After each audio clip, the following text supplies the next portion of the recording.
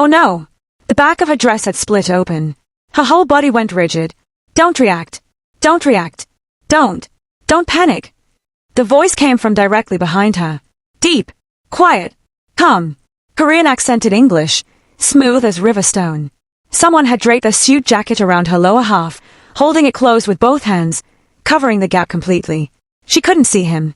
He was standing behind her, close enough that she could feel the warmth radiating off him, close enough that if she leaned back even 1 inch they would be touching. Your zipper is broken, he said, still in that same quiet voice. But no one saw. You walked well. Joan's heart was slamming against her ribs. Hey, K-Whisper family, welcome back. If you're new here, hit that subscribe button right now because the story we're about to tell you are not going to want to miss a single second of it. Like this video, drop a comment, and let's get into it. Trust me, this one is going to hurt before it gets better. The dress was red. That was Joan's first mistake. Not because red was wrong, not because she didn't look stunning in it, but because every other woman in that room was wearing black. Sleek, understated, Korean elegant black.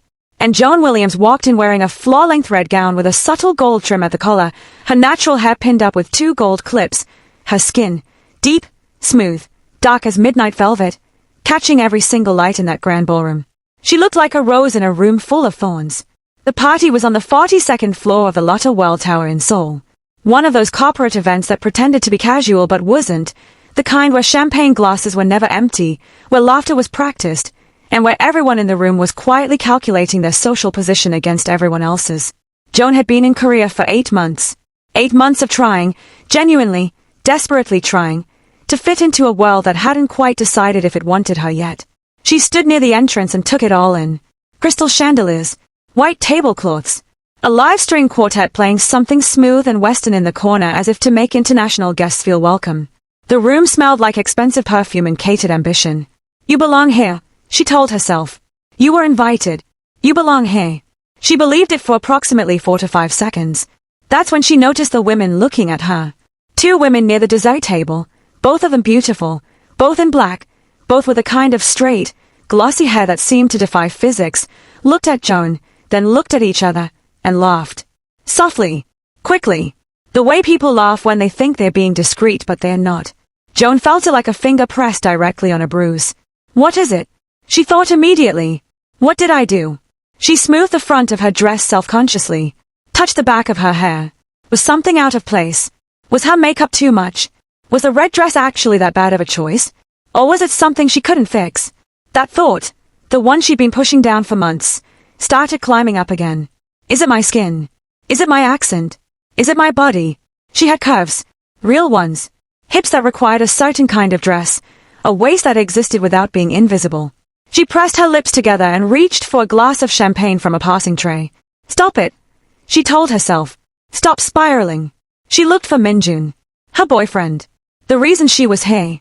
Park Minjun, 31 years old, junior executive at Kwon and Associates, handsome in a way that photographs very well, and tonight he was approximately 12 feet away from her talking to 3 men in suits and absolutely, completely, deliberately pretending she did not exist. She watched him laugh at something one of the men said. Watched him reach for his own champagne with the easy confidence of a man who knew exactly where he stood in a room. Watched his eyes sweep casually across the space, and skip right over her. She lifted her hand slightly. A small, quiet wave. Over here. His gaze continued past her like she was part of the wallpaper. Joan lowered her hand. The champagne tasted like nothing. She had dressed up for this. She had spent 3 hours on her hair. Had asked Minjun twice what she should wear so she wouldn't embarrass him. He had shrugged both times. Whatever you want. You always look fine. Fine. Not beautiful. Not stunning. Fine. She should have heard what that word was really saying. She should have heard it months ago. The laughter again. Different women this time. Closer. Joan caught one of them glancing at her back. A quick, amused look. Almost conspiratorial. And then they were leaning toward each other, voices dropped low, lips barely moving.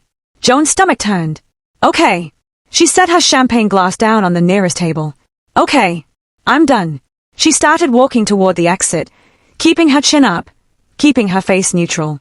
She was good at this, the art of leaving a room with your dignity still attached. She was almost there. Almost. And then she felt it. Oh no. The back of her dress had split open. Her whole body went rigid. Don't react. Don't react. Don't panic. The voice came from directly behind her. Deep, quiet, calm, Korean accented English, smooth as river stone. Someone had draped their suit jacket around her lower half, holding it closed with both hands, covering the gap completely. She couldn't see him.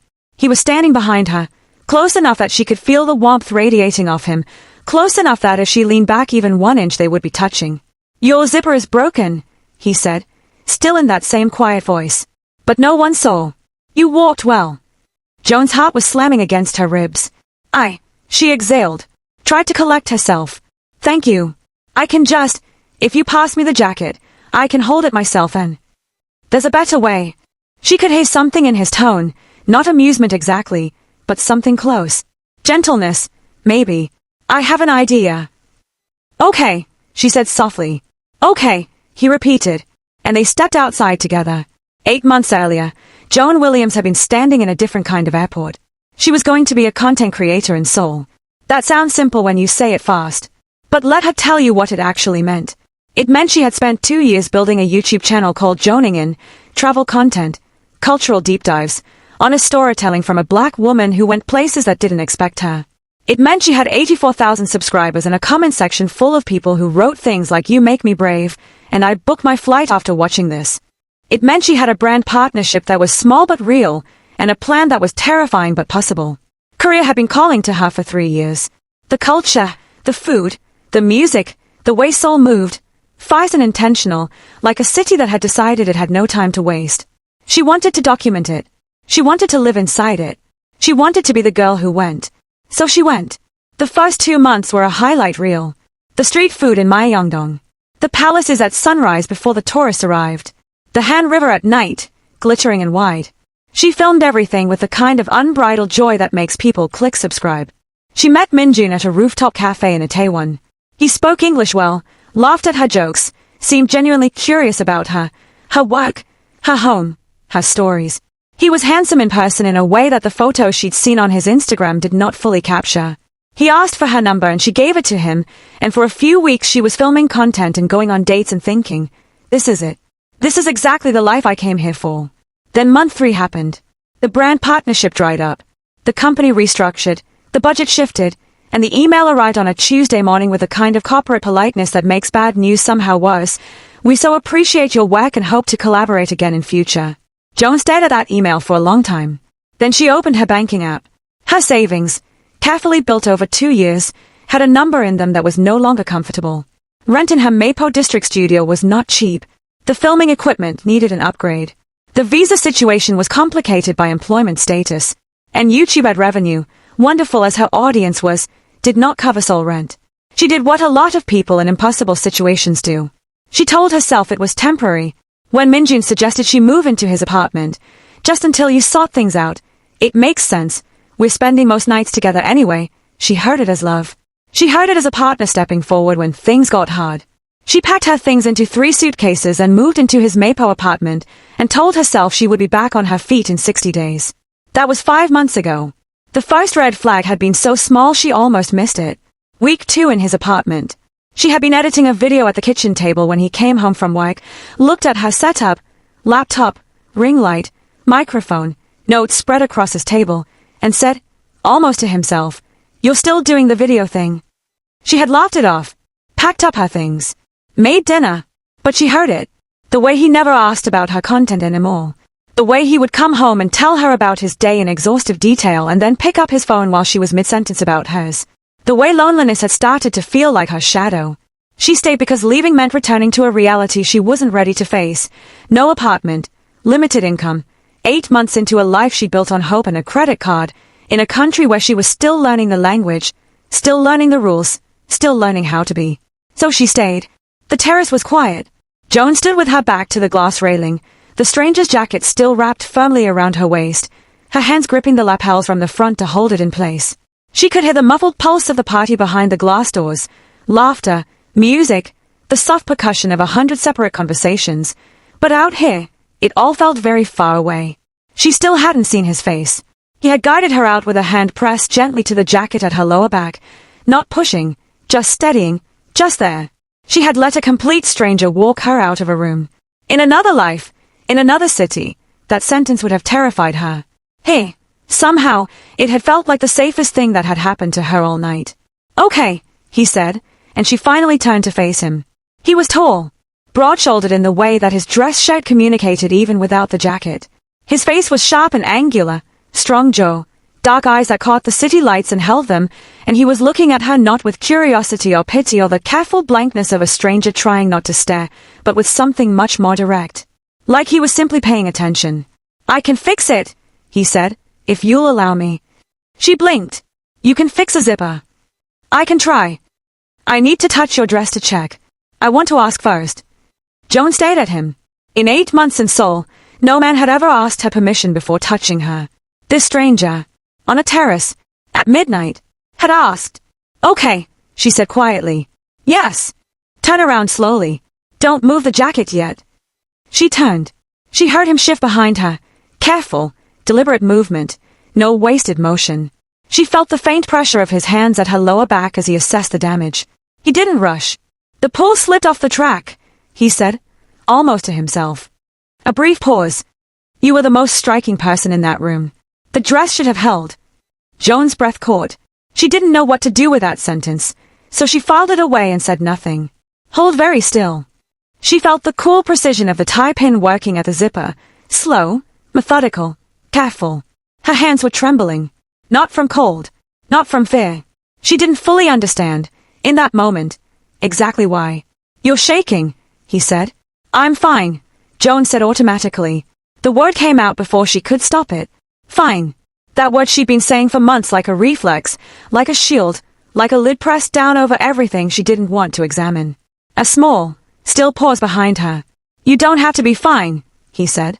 Not out here. Joan closed her eyes. Something in her chest moved. Some tight, knotted thing that had been wound up for a very long time shifted slightly, like a window in a sealed room cracking open just enough to let in air. She didn't respond. But she stopped pretending her hands weren't shaking. There, he said. Joan felt the zipper catch. A small, firm click as the mechanism reseated itself. The dress closed. He stepped back immediately, restoring the distance between them, giving her space before she had to ask for it. She reached back carefully and confirmed it with her fingers. Closed. Fully. Like it had never happened. She let out a breath she had been holding for what felt like most of the evening. Thank you. She turned to face him again and held out his jacket. Seriously. You didn't have to. You would have done the same, he said simply, taking the jacket. She looked at him. Would I?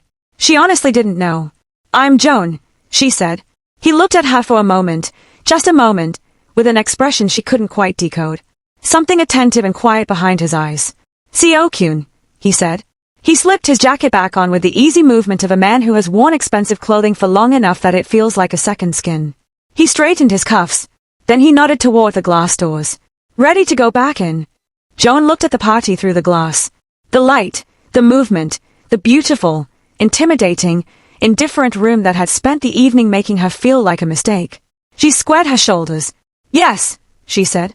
And for the first time all night, she actually meant it. They walked back in together. The first thing Joan noticed was the quiet. Not a complete silence. The party didn't stop. People noticed them walking in. Not her, not the way they'd noticed her before, with those sideways glances and pressed lips and champagne glass whispers. They noticed him. And because she was beside him. Can I ask you something? Joan said. Yes. Who are you? She said it directly, without apology. Seo-kyun looked at her. Kwon Seo-kyun, he said, as if that was sufficient. That's your name, Joan said. I asked who you are. Something moved through his expression, so fast she almost missed it. Surprise, maybe. Appreciation.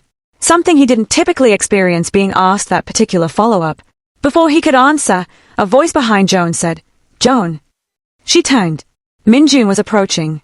His smile was deployed, wide and social and entirely constructed, but his eyes were doing something completely different from his mouth. His eyes were busy, calculating, moving between Joan and the man beside her with the rapid, anxious energy of someone adding up a bill they weren't prepared to pay. I was looking for you, he said, touching her arm with the possessive ease of a man re-establishing ownership in front of an audience. Joan looked at his hand on her arm, then at his face, then back at Seo-kyun. Seo-kyun was watching Minjun with an expression of absolute, Surgical neutrality. The way a person looks at something they have already assessed and categorized and set aside. Minjun, Joan said carefully. Do you know him? There was a pause. Just one beat too long. Everyone knows Kwon Seo-kyun, Minjun said, and his voice had changed, lighter, carefully pitched, with an artificial lift that Joan recognized as the voice he used with people he was trying to impress. He stopped. Reset. He's one of the youngest. Another micropause. Is on the Forbes list. Korea. Top 5. Joan turned back to Seo-kyun. Seo-kyun was still looking at Minjun with that same measured, neutral expression. The way still water looks calm on the surface when there's considerable depth beneath it. Top 3. Actually, said the elegant professional woman, reappearing briefly at Seo-kyun's side with a tablet and a small, precise smile. She placed something in his hand and disappeared again. The room continued its rotation around them. Joan processed this information the way you process cold water, all at once, in a rush, slightly breathtaking. One of the youngest billionaires in Seoul. She looked at him, this man who had fixed her zipper. This man was that man. And she had been crying into champagne in the same room as him all evening. She felt small again. Joan stared at him. We need to talk, Minjun said. His voice was smooth on the surface and boiling underneath, the voice of a man performing composure for a room while something ugly moved around beneath it. Now, Joan. He didn't wait for her answer. He walked, and because his hand was locked around her wrist, she walked too. Joan looked back once. Seo-kyun was watching. Then Minjun pulled her around a corner and Seo-kyun disappeared from her sight line. What is wrong with you? Minjun's voice was low and tight. I'm sorry, Joan said. Don't. His lip pulled back slightly. Don't do the innocent thing. You know exactly what you did. Joan looked at him steadily.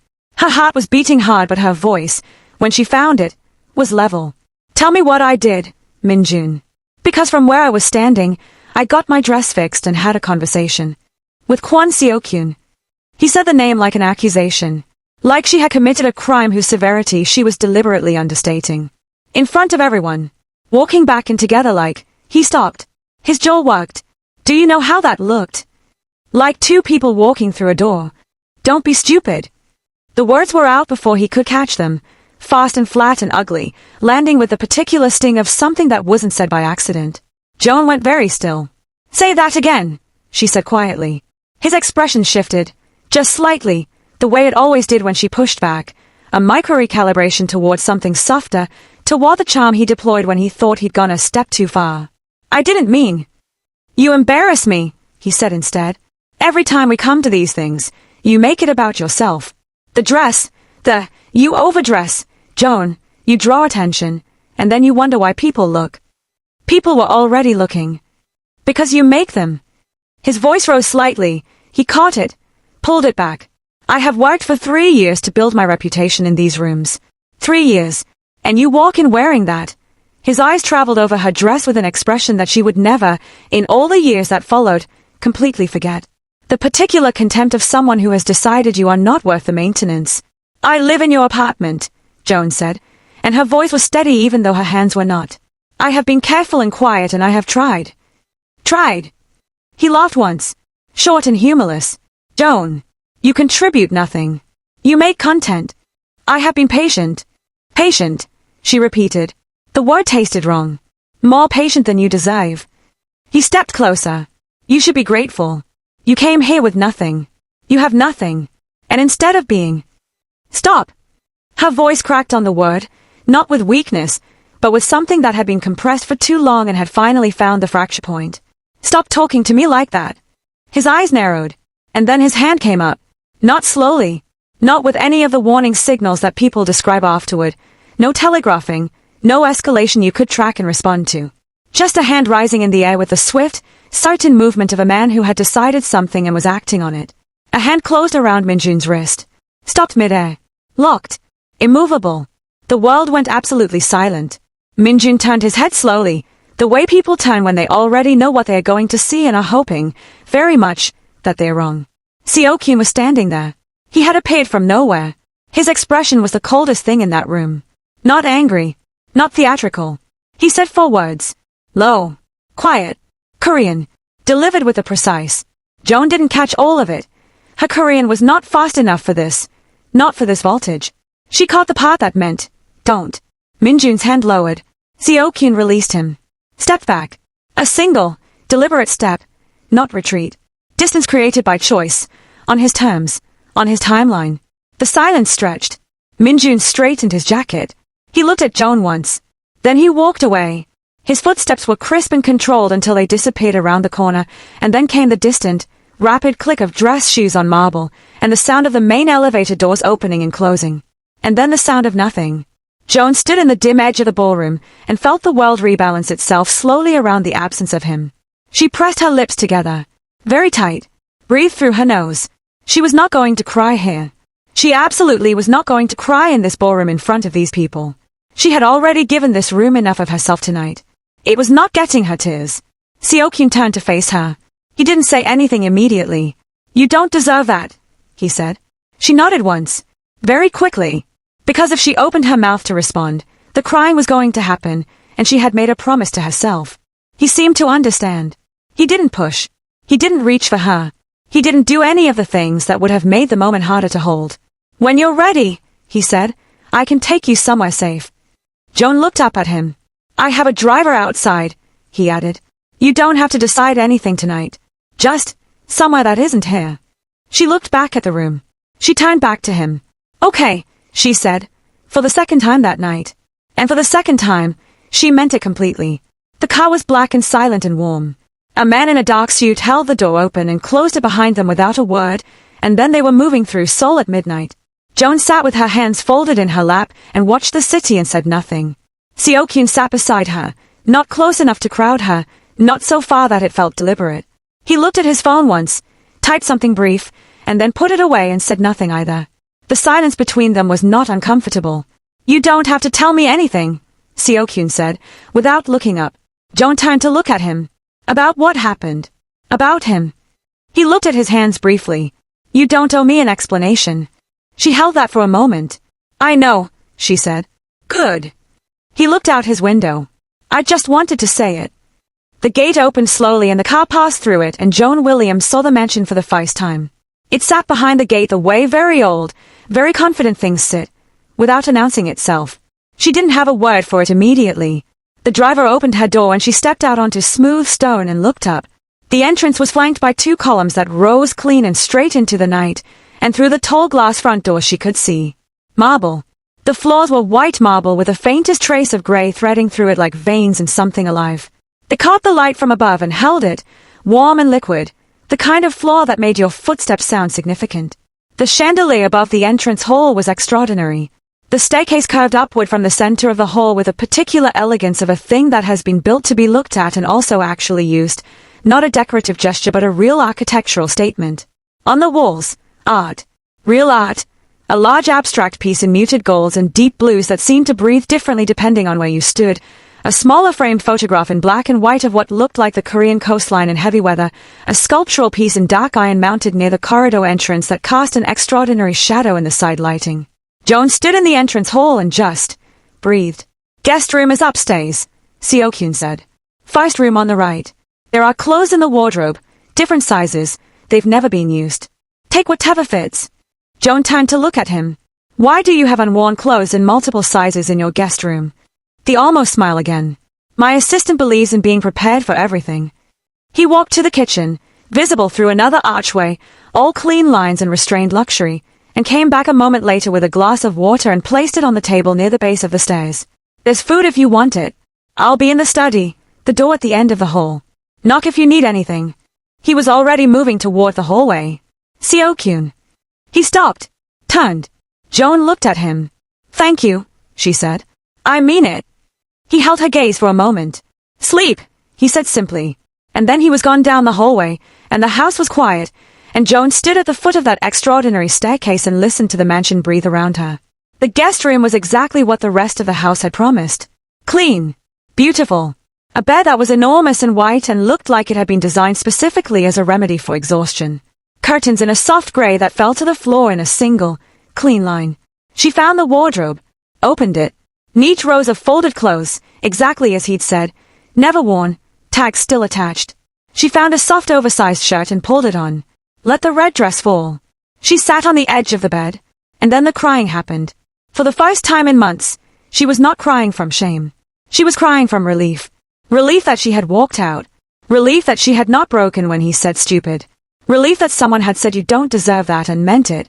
Relief that the mansion was quiet and the bed was clean and the city was 40 minutes away and she was, for one night at least, somewhere that felt like it might hold her.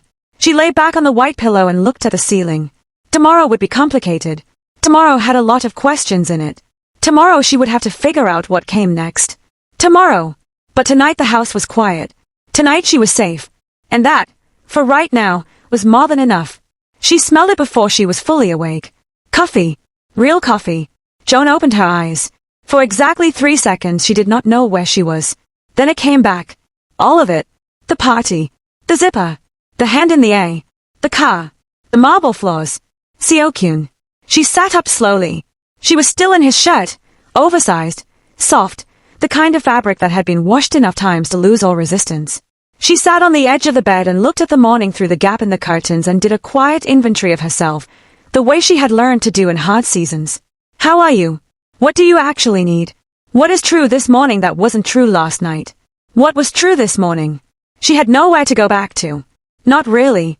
She had a YouTube channel with 84,000 people who trusted her voice and a bank balance that needed urgent attention and a life and soul that had somewhere along the way stopped being hers. And she had slept, somehow, deeply and without interruption, for the first time in longer than she could immediately remember. She found a folded towel on the chair by the window with a small note on top of it, written in clean, precise handwriting. Bathroom is across the hall. Breakfast at 8. No obligation. She looked at the note for a moment. No obligation.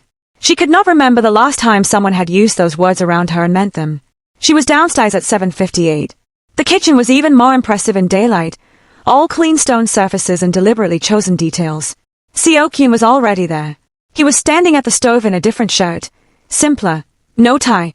The first time she had seen him without the full armor of corporate formality, and he was making eggs with the focused, unhurried attention he seemed to bring to everything. He heard her come in and glanced over. Coffee's on the counter, he said. Cups to the right. Joan poured herself a cup and stood at the island and watched him cook. Tea you cook, she said. Sometimes. He plated the eggs and set both plates on the island and sat down on the stool across from her with the ease of someone who ate breakfast in their own kitchen every morning and found nothing remarkable about it. When I have time, I find it useful. It requires attention. He picked up his fork. It's hard to think about other things when you're cooking. Joan looked at him. What other things do you not want to think about? She asked. He looked up from his plate. That same expression as the night before, the one that moved through surprise and something that might have been appreciation, fast, barely visible. Sit down, Joan, he said. She sat today. They ate in the quiet that had established itself between them last night in the car. How long have you been in Seoul? He asked, after a while.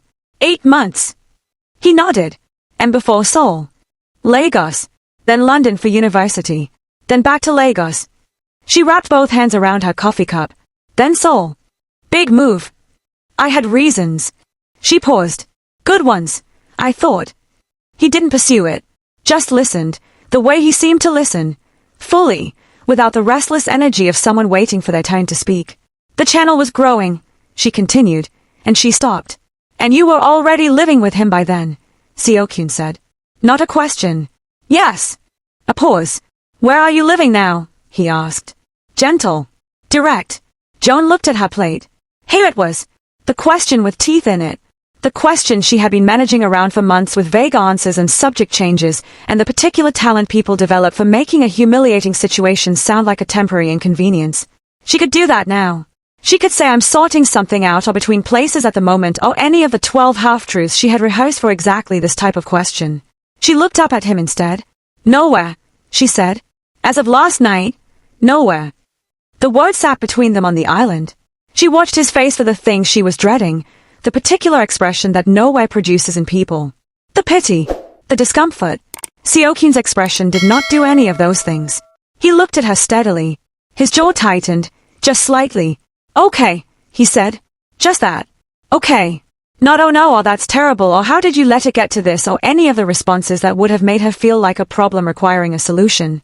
Just the simple, grounded acknowledgement of a man receiving information and deciding what to do with it without making her carry the weight of his reaction. Okay, she repeated quietly, almost to herself. Like the word was something she was trying on. He refilled her coffee without being asked and went back to his eggs. She was washing her cup at the sink. She had insisted. It felt important to her to wash her own cup, to not simply leave it for someone else, when he came back into the kitchen holding his phone. "I want to show you something," he said. She dried her hands and looked at the screen he held out. An apartment listing. Mapo District. The same area she had lived in before, one she knew.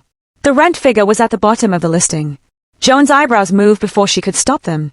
"I know the building manager," Seo-kyun said, already sliding his phone back into his pocket. "There's a unit available. He can show it this morning if you want to see it." Joan turned to face him fully. "Seo-kyun. It's in a good area. 12-minute walk to the subway." "Seo-kyun." He stopped. "I cannot afford that apartment." She said it plainly, without apology, because it was simply the truth and the truth deserved to be said plainly. "I appreciate what you're trying to do, I genuinely do, but I am not," she paused. Found the right words. "I am not a charity case. I am a woman in a difficult moment and I will figure it out. I always figure it out." "I know," he said. "Then why are you showing me an apartment I can't pay for?" "Because I'm not asking you to pay for it." He said it the way he said most things, quietly, without drama, as if the sentence was obvious rather than extraordinary. "Not yet. First month is covered. After that, it's yours to manage. I'm not looking for anything in return and I'm not making a decision for you." He paused. "I'm offering a bridge. What you build on the other side is entirely up to you." Joan looked at him. "A bridge," she said. "A bridge," he confirmed. "You're the one who decides where it goes." She looked out the kitchen window at the garden. The morning had deepened. The light was full now, warm and direct, the kind of autumn morning that soul saved for days when it wanted to remind you why you stayed. "Can I see it first?" she said. Something moved through Seo-kyun's face. Quick, contained. Almost a smile. "The car's outside," he said. The building was exactly what the photos had promised and slightly better in person. Joan walked in alone. She stood in the middle of the main room and turned slowly. The light. That was the first thing. The windows faced east and southeast and the morning came through them like something intentional, filling the room with a warmth that was not just physical. She had not had her own space in 5 months.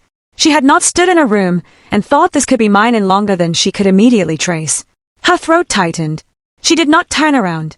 She was not going to cry in front of the building manager. Behind her, she heard Seo-kyun say something brief and quiet to the building manager and heard the man's footsteps retreat tactfully into the hallway. The door clicked, almost closed. "What are you thinking?" Seo-kyun asked. Joan kept looking at the street below. "I'm thinking that I came to Seoul with a plan," she said.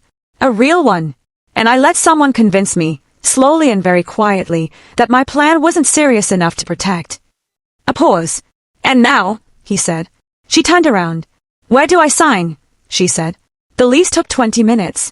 She had a home. It was small and it was borrowed time financially, and tomorrow it would present about 14 practical problems she didn't yet have solutions for. But it was hers. Her name was on the paper and her name was the only name on the paper, and that fact, the clean, uncomplicated solitude of that fact, was almost more than she could hold all at once. "Okay," Seo-kyun said from behind her. "Okay," she said. They drove to Minjun's apartment. She had not said it as a question and he had not offered it as a suggestion. It had simply been understood. The way the next necessary thing tends to make itself understood when two people are paying attention to the same problem. Joan had texted him from the car. 2 sentences. Clean and direct. No softening, no apology padding the edges. "Coming to collect my things. Please leave the key with the neighbor if you're not there." She had assumed the "if you're not there" would be enough of a hint. She had been wrong. She knew at the moment the elevator doors opened on the 4th floor, and she could hear the television through the apartment door. Low, deliberate. The sound of a man who had decided to be present and was making sure she knew it before she even knocked. Seo-kyun had come upstairs with her.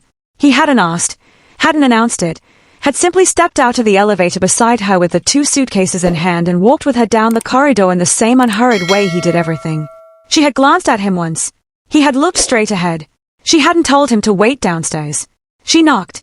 A pause, just long enough to be deliberate, just long enough for her to register that he had made her wait. Then the lock turned and the door opened and Park Min-jun stood in the doorway in casual clothes, hair slightly disheveled, eyes carrying the particular redness of a man who had either been crying or had not slept or both, and he looked at her with an expression she had seen before. His eyes moved to Seo-kyun behind her. A flash of something.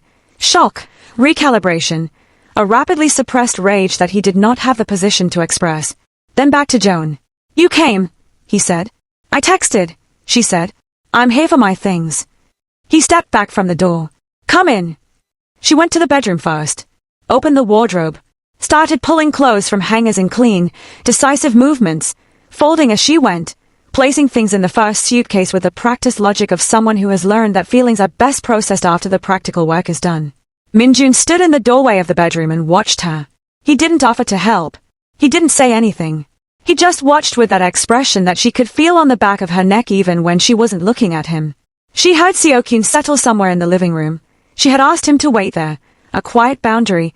This part was hers to do, and the knowledge that he was there, simply present and unhurried, did something steady to the air around her. Like a counterweight. She was reaching for the shelf above the wardrobe when Minjun spoke. Joan! She didn't stop packing. Joan! His voice had changed. The tight, pressurized quality from last night was gone. Something had replaced it. Softer, lower, stripped of its defensive architecture. The voice of a man who had spent the night calculating and had arrived at a different strategy. Can you stop for 1 second and look at me? She looked at him. His jaw was working. His eyes were doing something complicated, cycling through emotions with the visible effort of someone trying to find the right one to present. He settled on something that looked like genuine pain, and the genuinely frightening thing was, she couldn't be certain it wasn't real. I'm sorry, he said. The words landed in the room. Last night, he pushed a hand through his hair. Last night was not me. That was not who I am. I was stressed. There were people there, people who matter for my career, and I panicked. I panicked and I took it out on you and that was wrong. He paused. I know it was wrong. Joan turned back to the wardrobe, kept packing. I'm not making excuses, he said, which was what people said immediately before making excuses. I need you to understand the pressure I'm under. Do you have any idea what it's like to be in those rooms, trying to hold a position, trying to be taken seriously? I've been trying to be taken seriously in rooms that didn't want me since I arrived in this country, Joan said, without turning around. Her voice was flat and even. I know exactly what that's like. A silence. That's different, he said. Is it? Joan. He came into the room. She heard his footsteps cross the floor, felt him stop a few feet behind her. I love you. I know I'm not always good at showing it. I know I get caught up in work and I forget to be present. I know that. But I love you. Doesn't that count for something? She stopped. Doesn't that count for something? She had almost let herself believe that once. More than once. She closed the suitcase. Minjun, she said. She turned around and faced him properly, because this part deserved to be said face to face. I believe that you believe that. I do. She held his gaze. But love is not supposed to feel like what last night felt like. Love is not supposed to feel like the last 5 months felt like. She paused. Let the words settle. And I stayed because I was scared. Not because what we had was right. Something moved through his expression. The softness flickered. You're making a mistake, he said. His voice had dropped a register. Maybe. His not. He stopped himself. Started again. Joan, you don't know him. You met him last night. You don't know what kind of man. This isn't about him, Joan said. Then why is he downstairs in my building? My building, she said. I've lived here for 5 months. She was ready now. She reached for the second suitcase. Joan. His voice had changed again. Harder now. Think about what you're doing. Think about your situation. You have no money. You have nowhere. I have somewhere, she said. He blinked. Something recalculated behind his eyes. Where? He set you up somewhere. A short, ugly sound escaped him, something that wanted to be a laugh but wasn't. You've known this man for 1 night and you're already... He shook his head. Do you hear yourself? She lifted the second suitcase off the bed. You're being ungrateful, he said. After everything. Everything, she repeated, and she heard her own voice and it was not angry. It was clear. Quiet and clear. The way deep water is clear when there is nothing in it moving. What is everything, Minjun? Name it. He opened his mouth. Name it, she said again. He named it. Not the way she had meant. Not as a genuine accounting of what had passed between them. Not as an honest inventory of the 5 months they had shared. He named it the way cornered people name things. As a weapon. I let you live here. The words came out flat and deliberate, each one placed with a specific intention of impact. For free. For 5 months. I fed you. I introduced you to my colleagues. I brought you to events. You ignored me at those events, Joan said. I gave you my resources, my connections, my time, and what did you give me? He spread his hands. His voice had risen now, no longer performing softness, no longer calculating, just releasing, the way a pressure valve releases when the pressure has nowhere else to go. What did you actually contribute? Your videos. Your channel that makes almost nothing. I carried you, Joan. I carried you and you stood in that room last night and humiliated me. I had a broken zipper. You talked to Kwon Seo-kyun. He spat the name. In front of my colleagues. Like some kind of... He stopped. His jaw worked. The next words came out lower, private and mean, the kind of words that have been waiting in a dark room for the right moment to be let out. What did you offer him? What exactly made a man like that suddenly so interested in a woman like you? The room went very still. Joan felt the words land. Felt the specific anatomy of them, the shape they were designed to make, the particular wound they were aimed at. She had come here to collect her things and she had known, somewhere beneath the practical logistics of suitcases and ring lights and a new apartment with east-facing windows, that this part was coming to. That there was a version of him she had not yet fully met that she would have to meet before she could leave. Here he was. A woman like me, she said. You know what I mean. Say it, she said. If you mean it, say it. He looked at her. Something passed through his face. A moment, brief and real, where she thought she saw the person she had met at the rooftop cafe in Itaewon. The man who had laughed at her jokes and asked about her channel and wanted her number with what had seemed like genuine curiosity. Then it was gone. You think men like him are interested in women like you because of your personality. You're an African girl with no money, no connections, no status in this country. Stop! And you walked into his orbit for one night and you think that means something. You think you're special. Stop! Her voice was quiet, steady. He will use you and forget you and you will come back. Stop! And I won't be here. His voice cracked on the last sentence, splitting between rage and something that might, underneath everything, have been genuine hurt, and she felt the complexity of that for exactly 1 second before she let it go. Because some pain does not entitle people to what he had just said. Some hurt does not purchase the right to strip another person down to their origins and use it against them. Joan stood in the center of the bedroom with both suitcases at her feet and her camera case on her shoulder and her mother's photograph and the wooden figurine from the Lagos market already safely packed because those had been the first thing she reached for, the things from home, the anchors, and she looked at Park Min-jun and she breathed. In through the nose, out through the mouth. Her hands were trembling. She could feel it, that fine, persistent shaking that her body produced when it was processing something real. She did not try to stop it. She let her hands shake and she kept her eyes on his face and she breathed. She picked up the first suitcase. Joan! She picked up the second. Joan, I didn't. His voice had changed again, a last attempt at something, another gear shifting, but she was not listening for his gears anymore. She had stopped tracking his tonal weather patterns. She had turned off that particular antenna. She walked out of the bedroom. Through the living room. She stopped at the front door. She turned around one last time. Not because she was reconsidering. Not because there was anything left unresolved. She turned around because she wanted to be the one who decided when she was finished looking.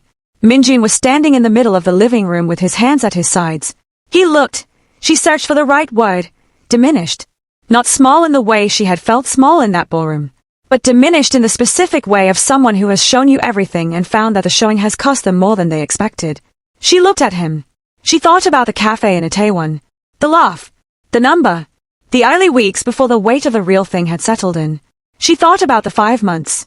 I hope you find a way to be better, she said. She meant it. Not warmly, not coldly, just plainly, the way you mean things that are true and complete and require no further conversation. For whoever comes next, I genuinely hope you find a way to be better. She opened the door, and she walked out. The corridor felt different under her feet. She pressed the button. The elevator arrived. She got in. The doors closed. She looked at her own reflection in the elevator's mirrored interior. Instead she saw a woman standing up very straight, holding 2 suitcases and a camera bag, with tears in her eyes that had not fallen. Not from control.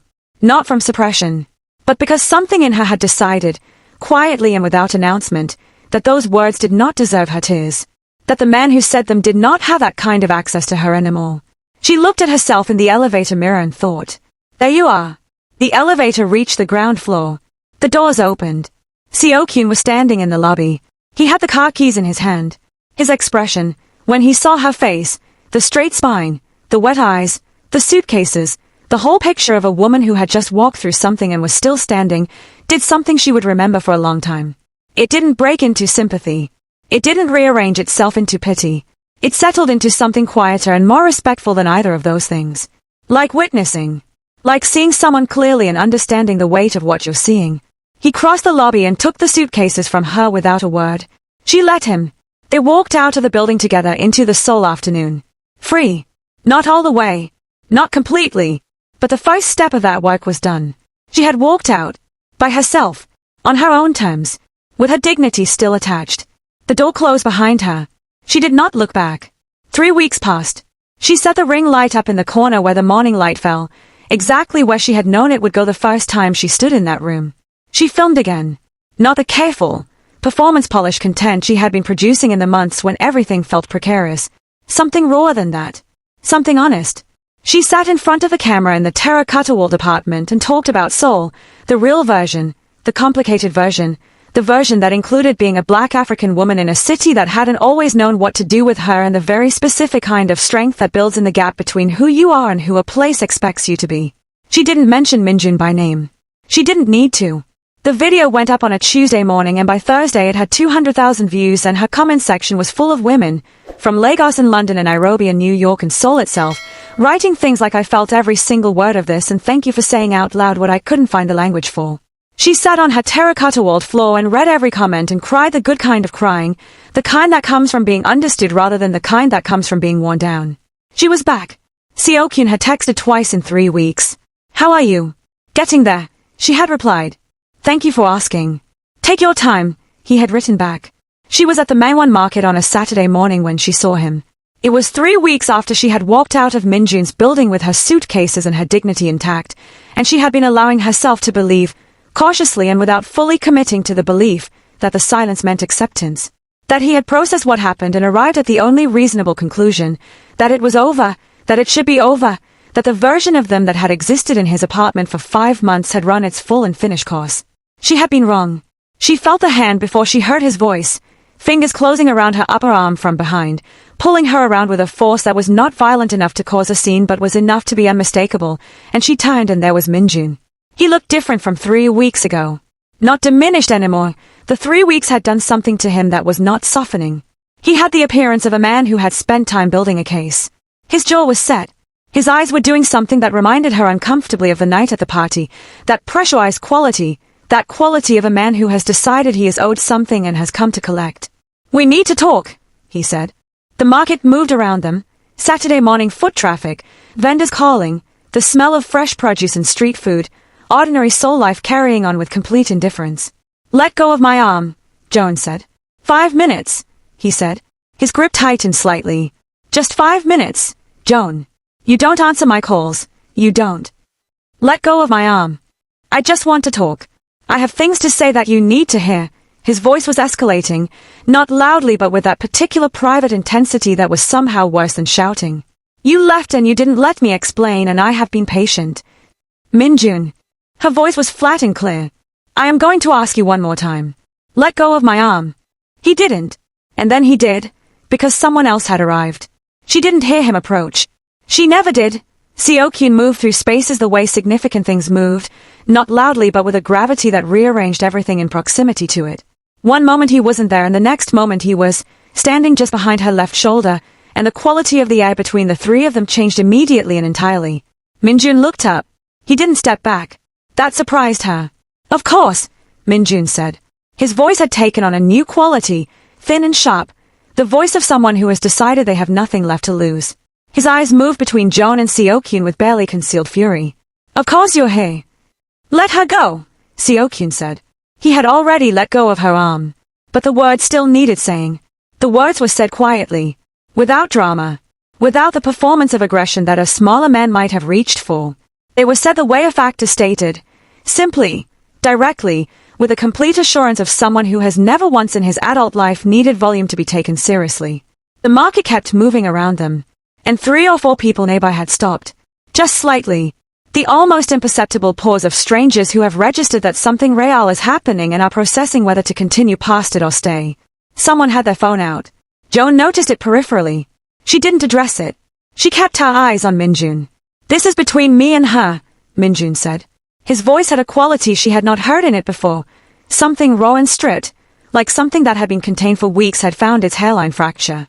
"You don't know her. You don't know what we had." "I know what I saw," Seokyun said.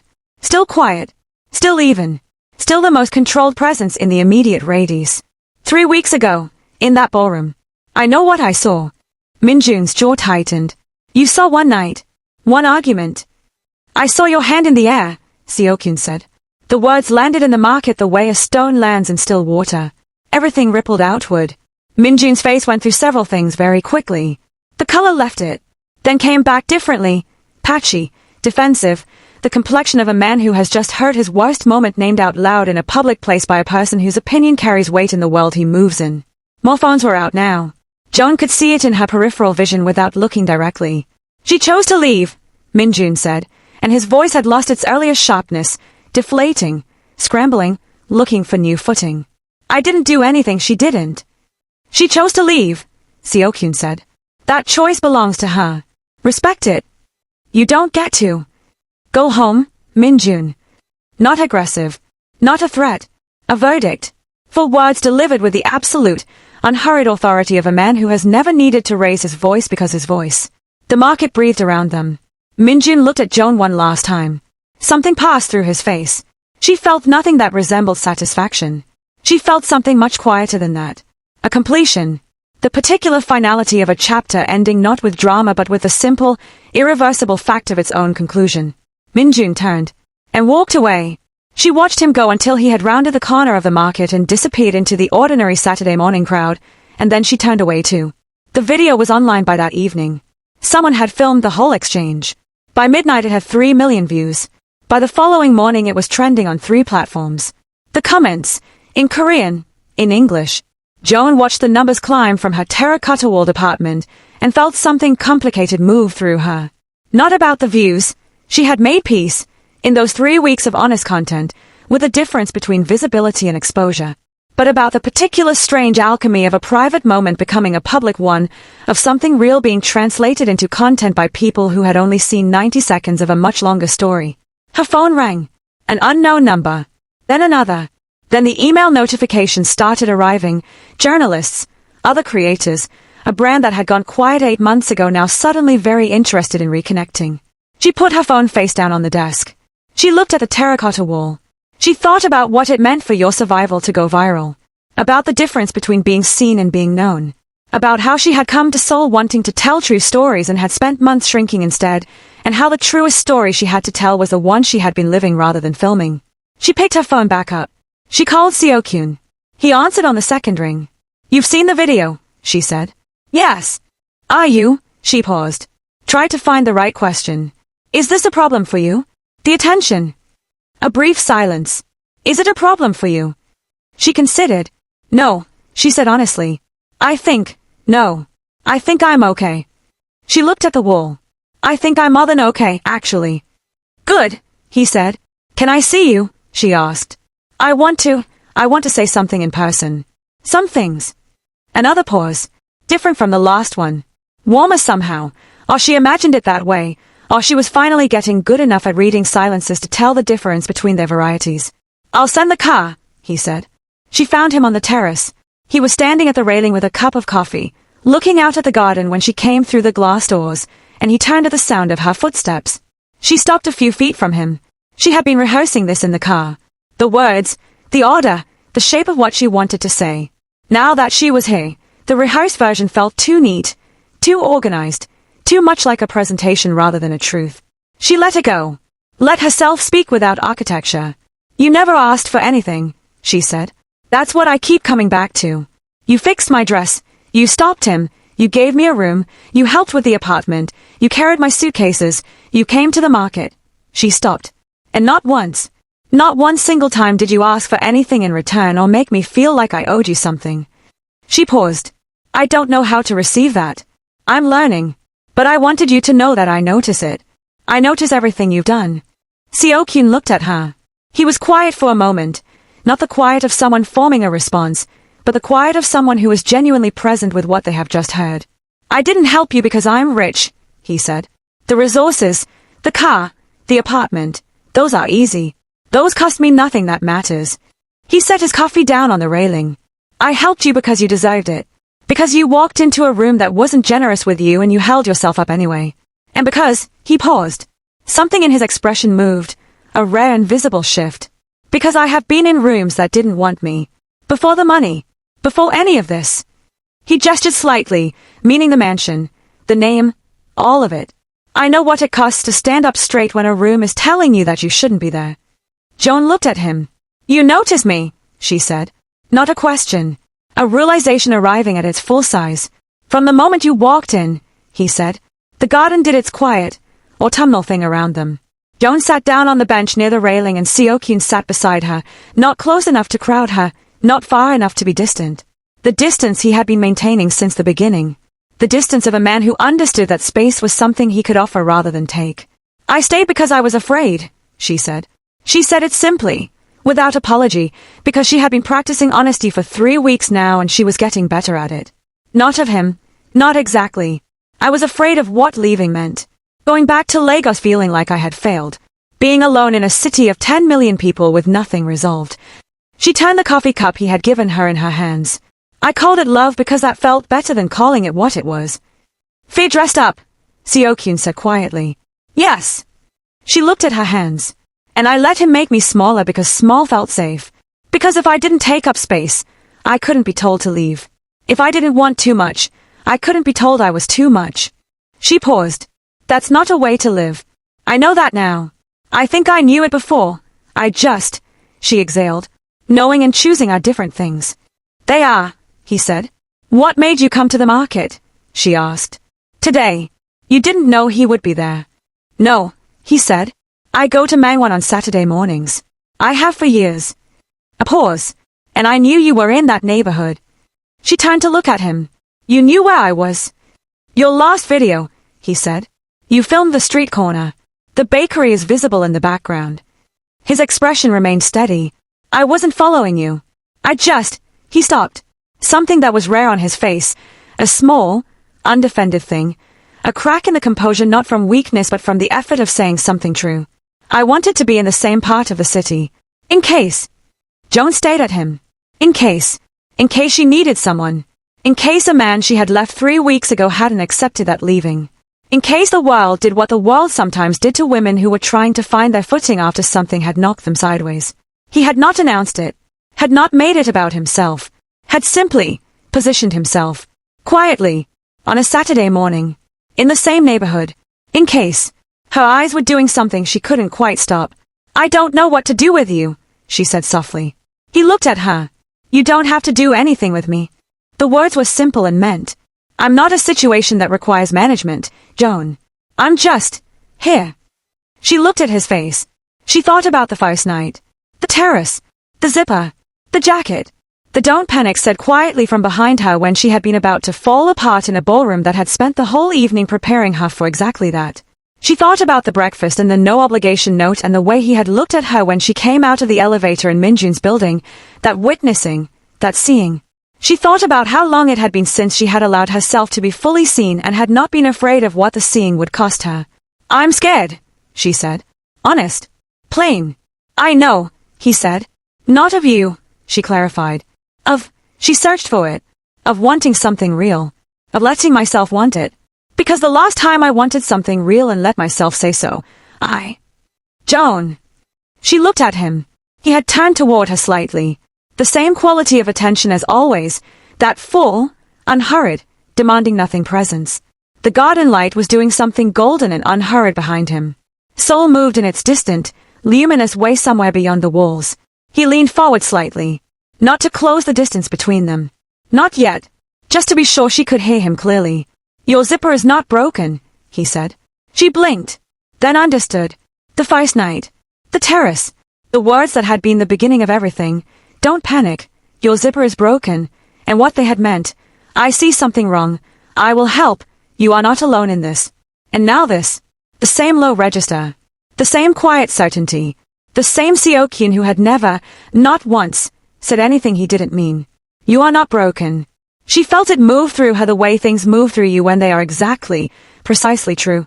Not with drama or sudden shift, but with the deep, quiet settledness of something clicking into the place it was always meant to occupy. Her eyes were fully doing the thing now and she let them. You are not broken, he said again. Steady. Clear. A sentence that had no asterisk, no condition, no quiet tax attached to it. You are a woman who crossed an ocean alone and built something real and stood in rooms that tried to diminish her and kept going anyway. A pause. That is not broken. That is the opposite of broken. Joan looked at him through her very honest, thoroughly undignified tears and thought, here is a man who means what he says. Okay, she whispered. He held out his hand. She looked at it for a moment, the simple, open gesture of it, the unhurried patience of a man who would wait as long as this took. Then she put her hand in his. The garden settled around them. The autumn trees let go of their last leaves in a slow, unceremonious release. The city carried on beyond the walls with its enormous, ceaseless, magnificent life. And Joan Williams, who had come to Seoul with a dream and a camera, and the particular courage of someone who has decided that the world is large enough to have a place for her in it, sat in a garden in October and held the hand of a man who had seen her clearly from the very first night and had not looked away. She was not fine. She was better than fine. She was, for the first time in a long time, entirely and unambiguously herself. 6 months later, the video had 4 million subscribers now. Joaning in, her channel, her voice, the things she had built from audacity, and a ring light, and the unshakable belief that her story was worth telling, had become something that surprised even her. Not because of the numbers, though the numbers were real, but because of what the numbers represented. 4 million people who had found something true in her voice and decided to stay. She made content about Seoul the way she had always meant to. Honestly. Fully. Without making herself smaller to fit inside someone else's idea of what she should be. She talked about the hard parts, the loneliness, the language barrier, the very particular experience of being visibly different in a country that was still learning to see that difference as ordinary rather than remarkable. She talked about starting over. About the apartment with a terracotta wall and the east-facing windows and the corner where the morning light fell. She did not talk about Seokyun publicly. That part of her life was hers. Some stories you tell to 4 million people, and some stories you keep in the room where they happened, between the people who were there. When June had left Seoul, she heard it through the peripheral network of mutual acquaintances. He had taken a position in Busan, a transfer that had apparently been requested rather than assigned. She held this information briefly, and then set it down. She wished him nothing bad. She wished him the growth that she hoped, for his sake, he was capable of. And then she moved on, because moving on was something she had gotten very good at.